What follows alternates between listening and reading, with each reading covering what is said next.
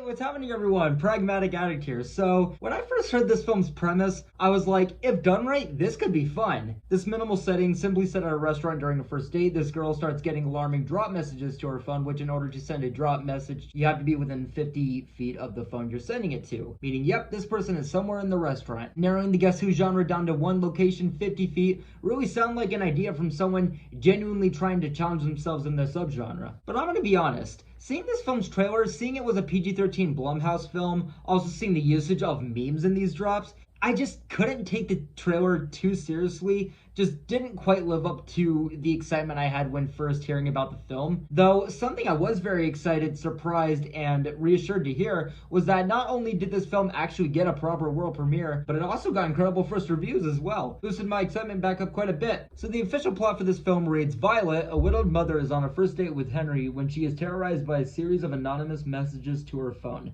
The caller instructs to tell nobody and follow increasingly malicious instructions, or her younger sister Jen and son Toby will be killed, culminating with being told to kill Henry. So we're going to get right into the actual meat of this film because this is a film that does get to that fast enough. It has an opening setup, character background, yes, but nothing to take much from other than just, well, for fair reasons, a character needs a setup. Otherwise, this film could have gotten straight to the date if it really wanted to. And when the film gets there, the layout of this restaurant, the setting of it, that high-rise type, that tunnel-like entryway to your typical five-star restaurant to really make them feel contained and secluded. The tone of it, atmosphere, dim lighting, it just felt like the perfect setting in every way for this type of premise. Just scoping the place out, I was like, this checks all the boxes that it should. And when this woman starts getting these drops, that also happened much faster than I expected as well. And something I was kind of concerned about before seeing the movie was the thought of,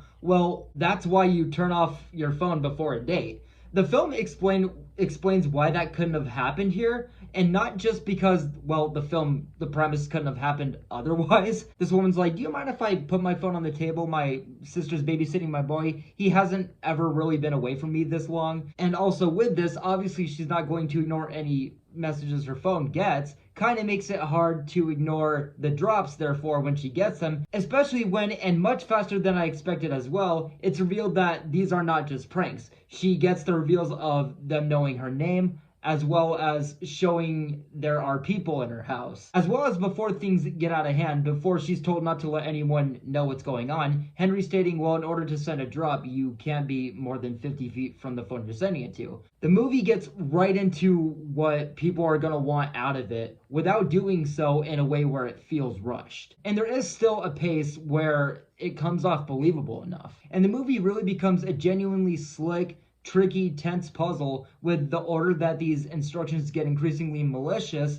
along with the different people that she meets at the restaurant before the date starts, before the guy arrives. Like the bartender, the guy playing music, the waiter, customers arriving more or less at the same time as her. Appropriate people for the setting, but also characters that would actually have you wondering who this anonymous messenger is, and really make you ultimately question why she's being told to do the specific things she's instructed. Why her? Why is she being told to kill this date? How did they get all of her info? All of that, along with the confirmation of her being watched, ultimately narrowing down what is she actually going to be able to work with? How is she possibly going to get out of this? Just trying to juggle all this, the anxiety, panic, stakes, the instructions of don't let anybody catch on or things are going to turn for the worse for you, while these instructions are getting more and more alarming, and this being, once again, only a 50-foot radius. What I also really enjoyed was the aspect the film took into consideration to show how she must look to the people around her as she's doing these instructions, and that panic is still realistically